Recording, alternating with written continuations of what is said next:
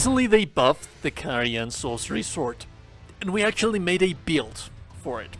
But thanks to the DLC and the tools that we have available on the DLC, we can now build the ultimate, most powerful, most overpowered mage, battle mage of all times. Because with all the tools that we'll have right here, you basically are covering every single front that you can possibly think for the most complete warrior of all times. That it also logically uses magic. Now, it won't be the most powerful mage, you won't be dealing the most possible damage, magic damage out there, but it is still going to be, I wouldn't say sufficient, I wouldn't say enough, it's going to be much more than that. It's just not a little bit behind the most powerful mage. But it is more powerful than a regular mage because you also are a warrior that you have lots of tools.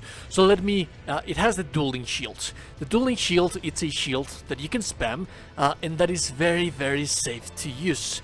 And since it is very safe to use, you're also going to be dealing lots of damage from a very safe scenario. But also the Carian Sorcery Sword, it's a thrusting sword. It's a very fast attacking weapon that it deals enough damage for it to be your backup weapon whenever you can't like use your sorceries, your spells, your magic, and you can use it to poke from behind a shield. And since you have magic shield because you're a mage, you also have the possibility to have lots and lots of guard boost.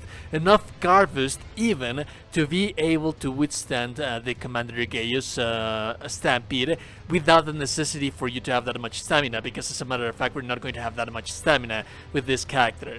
So you can poke from behind a shield, you can use thrusting shields that are very safe to use, and you also have sorceries that you can use with, for example, Comet Azure, which is one of the highest sorceries in the entirety of the game, and you're not locked behind some school of magic because you're not using a catalyst. You're using your weapon as the catalyst. So at the same time that you're using sorceries, you're attacking, and you can poke from behind a shield that can attack as well. So this is just the most powerful build that you can make as a mage, just because purely out of the versatility that you have right here. Now it is a very stat-hungry build because of some stat requirements that we have both for the sword and for the shield as well. They are going to require for us to sprinkle a little bit points into physical stats, which are not going to be doing anything, like quite literally anything at all for us. The scaling that we'll get from physical stats is just going to be a waste, but we are required to have them. That being 17 into strength for the Carian thrusting shields and 19 into dexterity for the Carian sorcery swords. Those are the points that we're going to be sprinkling in between strength and dexterity just as a weapon requirements. Then we want to have enough endurance to be able to bypass the 51 points threshold with a very certain type of armor. And now in this case scenario we don't have that much endurance because we need all of our points into mind, intelligence and vigor. This is a very FP cost consumption build because it is a mage. Now we don't have the hard cap for intelligence right here, and you will notice that, but we actually do have the hard cap. We have 80. We'll talk about that in a little while, but right now just be sure that your intelligence is going to be 70 points right here. Endurance, this is just enough endurance for us to be able to use the armor that I'll be showing you in a little while. That it has to strictly be that specific armor if you do not want to be changing the talismans. This armor that I'll give you, it's going to give you 51 poise, which is just more than enough than what you really need. 36 minds and then 50 vigor.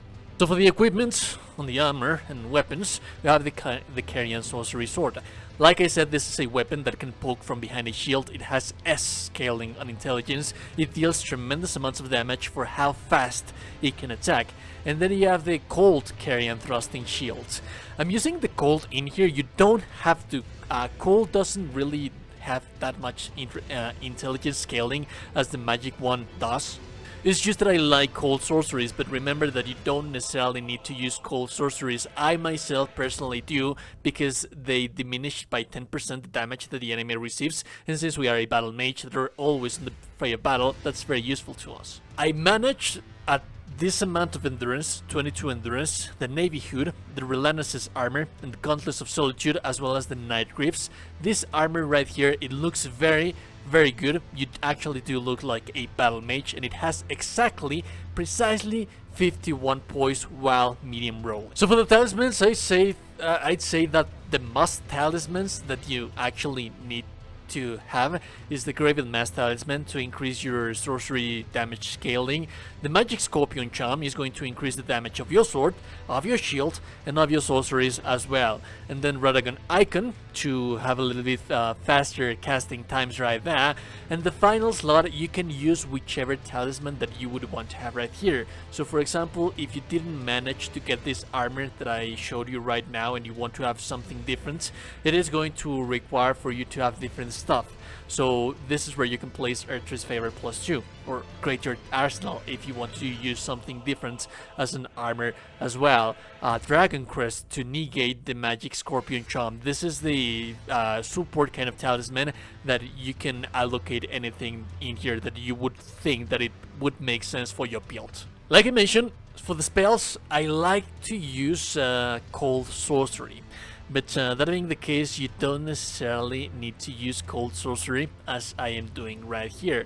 Rani's Dark Moon. You can use either Renala or Rani's Dark Moon. This is going to increase the damage taken from us to the enemy. The enemy is going to receive 10% more magic damage whenever you use this thing. And then when the enemy is frozen, then you deal extra percentage more damage. That's why I want to use the Duelis' Moonblade and the Cold Carian Shield. You're also going to be using the Scholar Shield onto your Carian Shield, which is what's going to allow you to be able to bypass most of the heavy attacks that the enemy has against you. And then Terra Magica to increase your magic damage by 20%.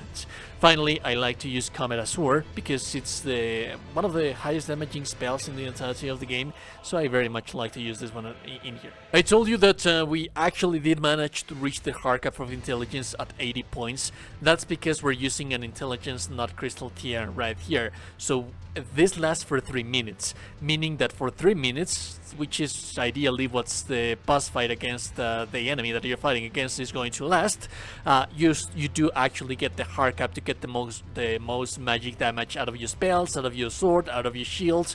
This is going to increase all of your magic damage because of that 10%, 10 points more into intelligence, and then the magic shrouding crack tier, which is 20% more damage. This is damage for your basic attacks, for your sword, for your shield, and for all of your spells. This is by far now my favorite battle mage in the entirety of the game. Thanks to the DLC, we were able to build this character, this hero, this champion, this sorcerer, this battle mage that is just so complete and round. It's the perfect battle mage. It's the one that covers every single front. You have a thrusting shield that you can use to freeze the enemies and to attack at a very, very safe ratio, because the frames that the block of the thrusting shield has, they are very, very, very safe to use. Then you have a sword that you can use to poke from behind a shield, and it has S-scaling intelligence. It has very, very good damage. A lot of people would say that the damage is not that good, but remember that this is an S-stock. This is a very, very fast attacking weapon that it can attack in a very, very fast succession. So the low damage, quote-unquote low damage, it's completely compensated by DPS, which is just tremendous amounts of damage, especially when you want to take advantage of the windows of opportunity that some bosses offer to you that some weapons wouldn't take advantage of. And then you have the ability to cast all of the sorceries that you would want to cast without the necessity of having to worry about a certain specific school. It's just the perfect battle mage, and thanks to the DLC, we have it right here. Anyways, if you like the content, like never super appreciate it. Not still you today, you're gorgeous and beautiful person. You're in the day gorgeous and beautiful person. Subscribe to the channel, like the video. Have a beautiful day. Bye.